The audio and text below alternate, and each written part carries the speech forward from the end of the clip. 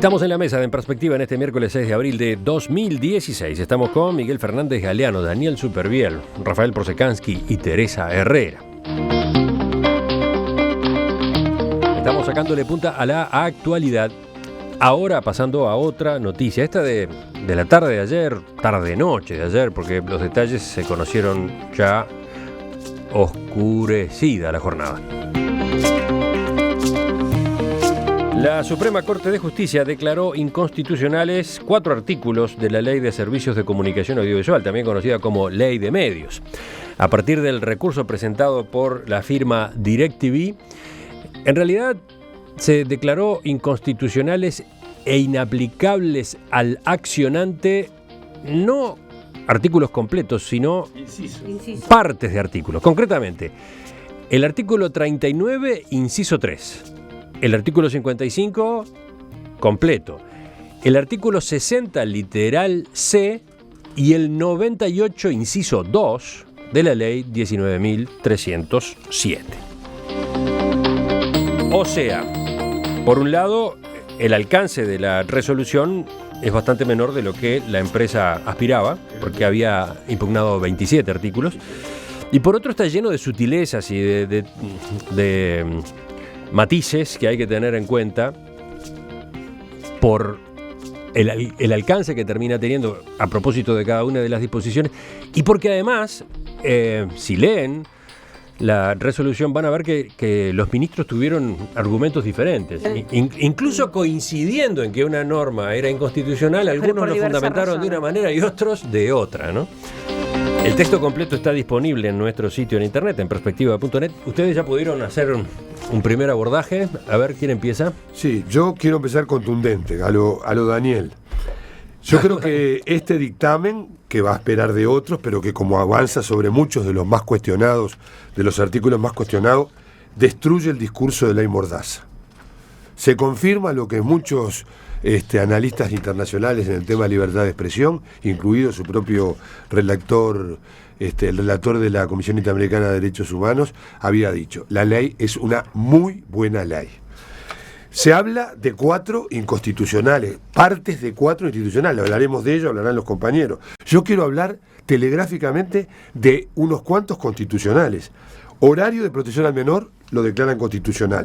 Limitaciones a la publicidad infantil, incluidos los chivos, se declara constitucional. Artículo 40. Eventos de interés general, solo se cuestiona la referencia abierta, genérica. No se cuestiona. Vamos a ver por esta ley los partidos de la selección uruguaya de básquetbol y de fútbol. Definitorios, sí. Definitorios. Lo que dice ahí está la discusión de qué es definitorio y qué no lo es. Ese va a ser el problema. Eso de la reglamentación. Que es un paréntesis. Se acepta la propiedad, evitar la propiedad cruzada con otros medios. Se acepta crear el Consejo de Comunicación Audiovisual, artículos 66 a 68. Se permite 15 minutos de publicidad por hora para comunicación pública. Se establece publicidad electoral gratuita.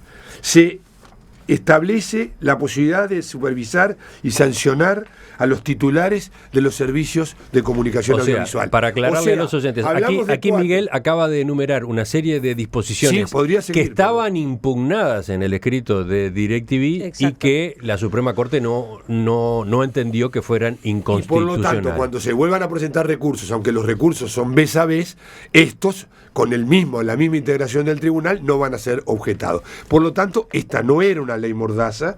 Se sigue hoy con los 4 artículos impugnados haciendo una comunicación, estimados compañeros de la mesa y Emiliano, una comunicación que es confusa. Es decir, se toma el inciso, concretamente el inciso, no es inciso en este caso, el párrafo que habla de la habilitación de los partidos, y se dice que está impugnado cuando no está impugnado. O sea, vamos a eso. Lo que se impugna allí exactamente es un saludo genérico a que el Poder Ejecutivo podía tener discrecionalmente la posibilidad de agregar otros eventos importantes. Ese es uno de los... La justicia, con razón, parecería que dice, dígame cuáles son, porque si no, usted le queda una herramienta muy grande. Ese es uno de los matices que justamente yo mencionaba, hay que tener en cuenta, hay que observar con cuidado cuando se examina esta resolución de la Suprema Corte de Justicia de ayer. No se puede decir que se impugna por inconstitucional el artículo 39. No. Se impugna por inconstitucional el inciso 3 del artículo 39. El artículo 39 es el que comienza diciendo que en caso de emitirse por televisión los eventos que involucren actividades oficiales de las selecciones nacionales de fútbol y de básquetbol en instancias definitorias de torneos internacionales y en instancias clasificatorias para los mismos, deberán ser emitidos a través de un servicio de radiodifusión de televisión en abierto y en directo y simultáneo.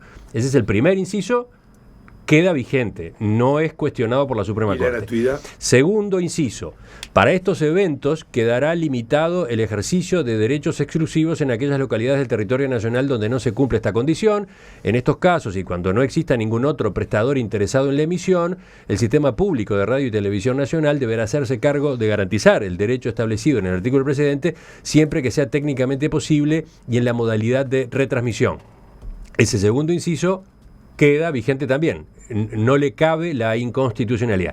Sí le cabe al tercer inciso que dice: el Poder Ejecutivo excepcionalmente podrá, mediante resolución fundada y previo informe del Consejo de Comunicación Audiovisual, incluir eventos adicionales en esta modalidad. Esto último, lo de los eventos adicionales, es lo que la Suprema Corte no acepta, ¿no? Yo quería concluir, Emiliano, mi primera intervención sobre este tema con un concepto. En el marco general del análisis de estos artículos, la Suprema Corte dice algo muy importante.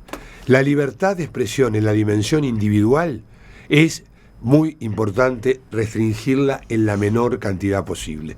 Pero el Estado tiene el derecho y la obligación de hacer un control sobre el manejo de la comunicación global y colectiva. Y yo creo que este es un principio que es muy importante y que desmiente todas las barbaridades que se han dicho, empiezo por lo de ley Mordaza, sobre una ley buena, necesaria y que no es la ley de medios de Argentina.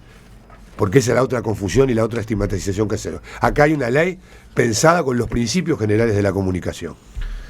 Yo creo que es importante. Los titulares de prensa ayer, la verdad que son maniqueos.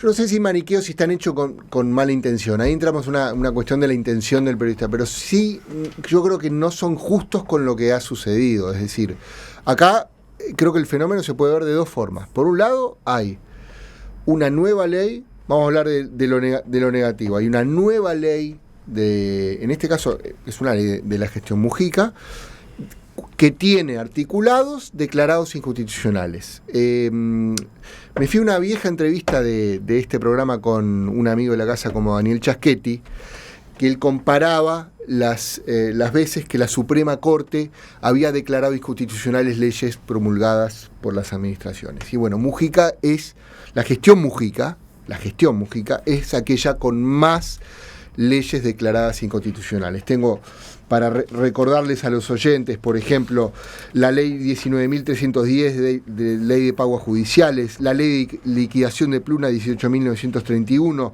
la ley de pretensión punitiva del Estado, la ley del IRPF en las jubilaciones, la ley del impuesto a la concentración de la tierra. No son pavaditas, es decir, son leyes importantes. Y esta tiene nuevamente articulados declarados inconstitucionales. Y además hay otra cantidad de recursos presentados en contra de esta ley sobre la cual la Corte no se ha expedido. Este es el primer pronunciamiento. Claro, este es el pronunciamiento a partir del por recurso presentado por DirecTV. Exactamente, tenemos Andeu y tenemos otras organizaciones que han presentado también sus oposiciones a esta ley y sobre la cual la Corte deberá expedirse.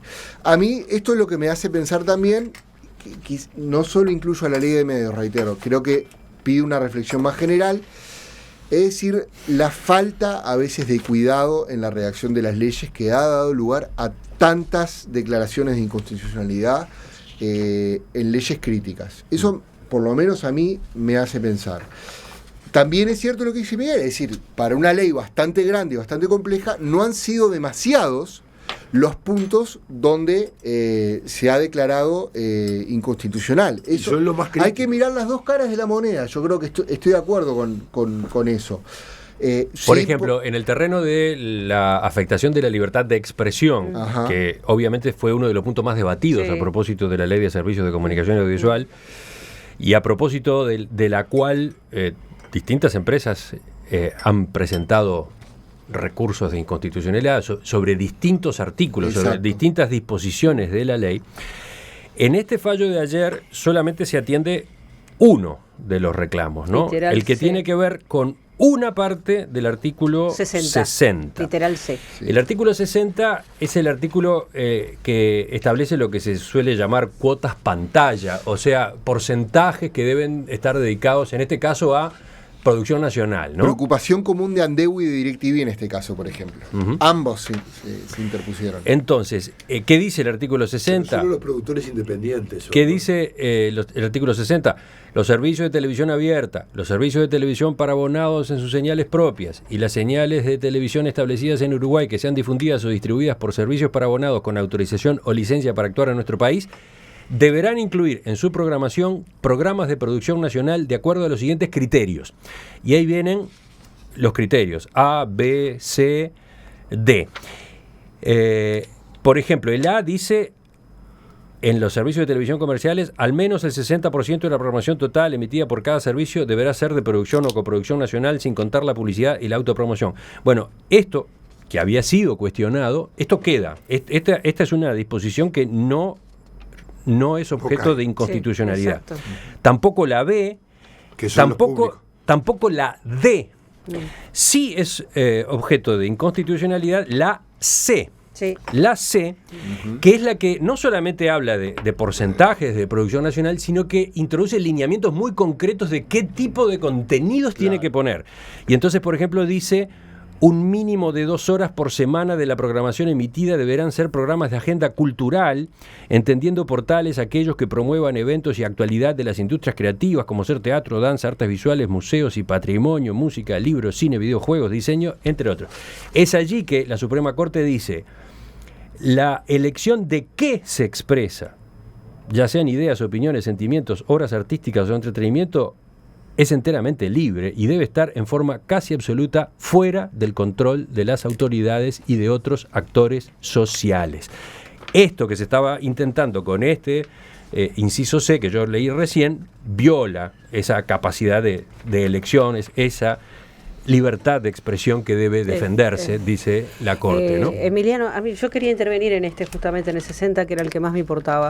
En primer lugar, porque me parece que no nos debemos horrorizar cuando dicen que tiene que haber un porcentaje de producción nacional. Eso, digo, en Europa es moneda corriente. Digo, Francia, España, digo, en la mayoría de los países, digo, hay una exigencia, digo, avanzados, hay una exigencia en torno a la necesidad de tener producción de tipo nacional, incluso como una forma de defender las industrias culturales. Me parece sí muy bien y acertado por parte de la Corte cuestionar el literal C. Y creo, ¿por qué? Porque creo que ese literal C se presta para cualquier cosa. Es decir, me parece que la discusión en torno a qué es cultura, qué es lo cultural, qué es lo que corresponde o no, qué es lo que... En este momento se está discutiendo y anda corriendo por ahí justamente una serie de artículos en torno a la renuncia de Boca, ¿verdad? Y en torno a que si realmente era válido o no era válido todo esto que se había puesto en torno al ballet. Digo, es decir, a ver, yo creo que son discusiones que hay que mantenerlas, que hay que tenerlas, que hacen a la política cultural, que hacen a las industrias culturales, porque no nos olvidemos que esto también son industrias que generan valor desde otro punto de vista, no solo desde el punto de vista de lo intelectual o de lo... Entonces, a mí me parece que está muy bien que se haya cortado eso, que se diga que eso es inconstitucional, porque en definitiva, ¿quién define cuáles son los contenidos culturales? ¿Quién lo va a definir si no? ¿Después lo va a terminar definiendo el gobierno de turno? No. Me parece que es correcto que se exija que haya un tanto por ciento, pero después lo demás tiene que ser decisión de cada uno de los sectores sociales que, es decir, tanto los medios como los productores independientes, como cosa por el estilo. La otra cosa también de productores independientes también es bastante relativa, también es una cosa sobre la cual habría que seguir discutiendo, porque a veces se habla de productores independientes y en realidad son tercerizaciones de grandes medios, entonces también esas cosas hay que tenerlo en cuenta, ¿no? Hay que tenerlo, sí, pero acá en este literal C era donde estaba lo de los productores independientes, ¿no? Por eso digo productores independientes entre comillas, porque en muchos casos pueden no estar. Bueno, me toca. evidentemente carezco del conocimiento jurídico y del tiempo como para poder estudiar o llamar a especialistas como hizo mi colega Fernando Galeano ayer de noche. Yo recibí este material allá a las 12 de la noche, venía siguiendo la discusión. Entonces, sí. Ustedes fueron sometidos a un estrés importante al plantearles, como les planteamos, como uno de los temas para conversar hoy. Bueno, de algún modo todos quedamos sometidos a esa obligación. Pero bueno, son parte de la regla de juego. Porque estamos hablando de un fallo muy extenso, ¿no? ¿Cuántas páginas son? 400 y pico. A ver, quiero avanzar. Un fallo muy extenso de una ley que vendría a ser como... También se puede no dormir. Como una, bueno, prácticamente, claro. A las 7, ¿a qué horas estaba acá, Emiliano? O sea, la situación es que esta ley es a ver, para asimilarlo con un menú, es una ensalada de fruta tropical, no de las ensaladas de frutas uruguayas, ¿no? Que tienen banana, manzana y un poquito de mandarina, ¿no? Esta tiene todos los elementos y aborda diferentes aspectos de temas importantísimos, temas no tan importantes y temas sumamente es una ley integral, claves. Una ley integral, pero medio ensalada de fruta en el mal sentido también. Yo me quiero quedar tranquilo con lo que dijo el ministro Felipe Uní de la Corte. Y dijo así, explicitando, ¿no? Por qué se derogaron estos artículos. Dice así. Expresa que con la ley de medios uno de los derechos que sin duda puede estar en juego es el de la libertad de expresión.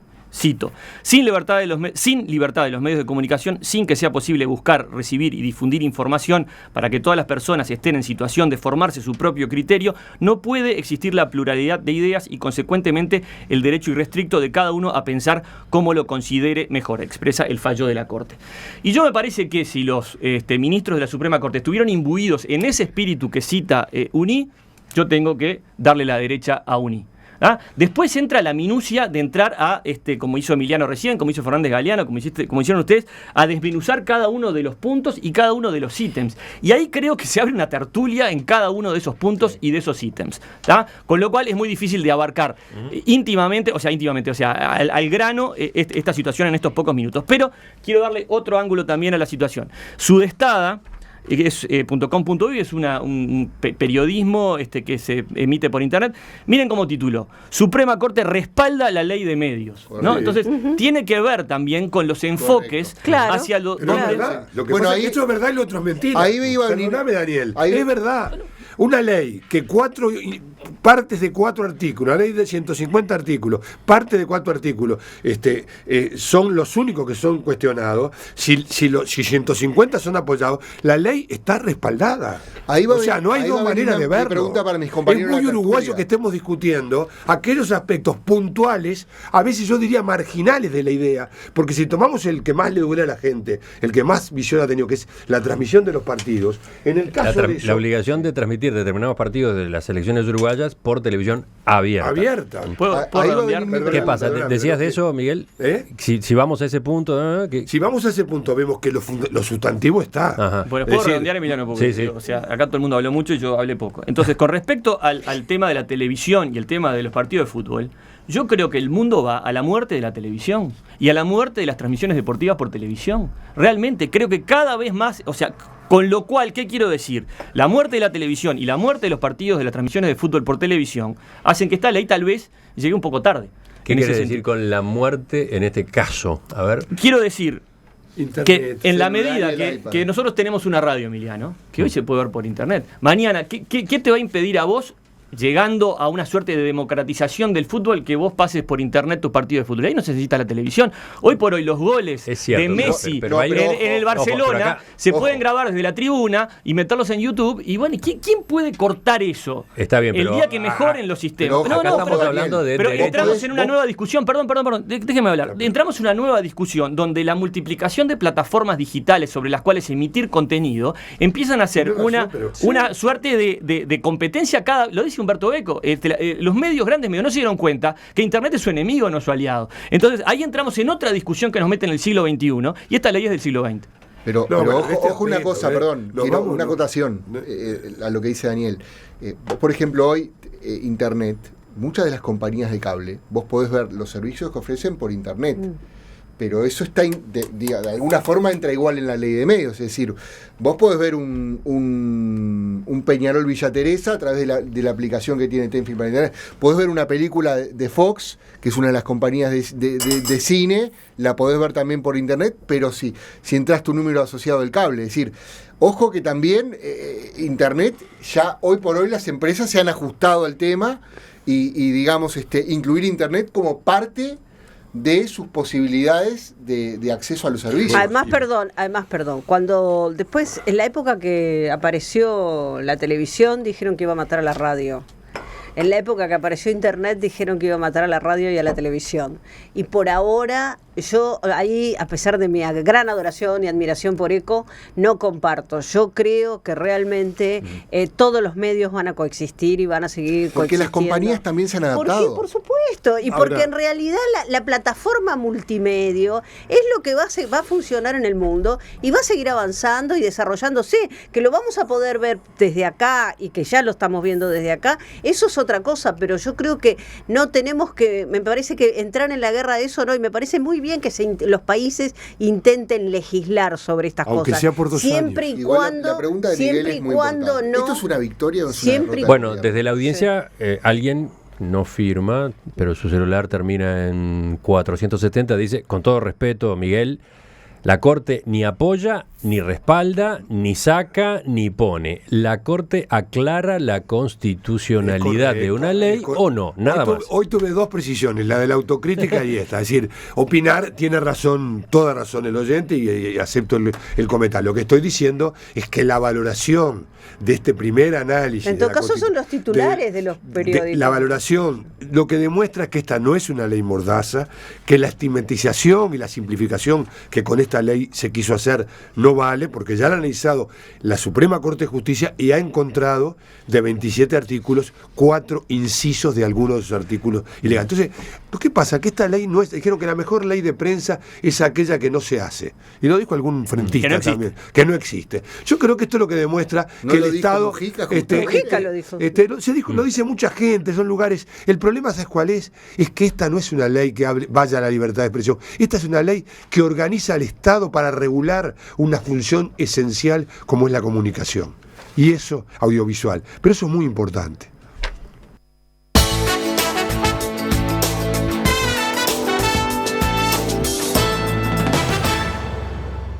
Por supuesto que vamos a volver sobre el tema y con más detalle, con más profundidad, pero hablamos de que la Corte estaba declarando inconstitucionales total o parcialmente 4 disposiciones. Y hubo una que ni siquiera mencionamos y que a los efectos de DirecTV era muy importante, 55. ¿no? El artículo 55. Claro, El artículo 55 dice... Que era el que le gustaba a todos los canales. El artículo 55...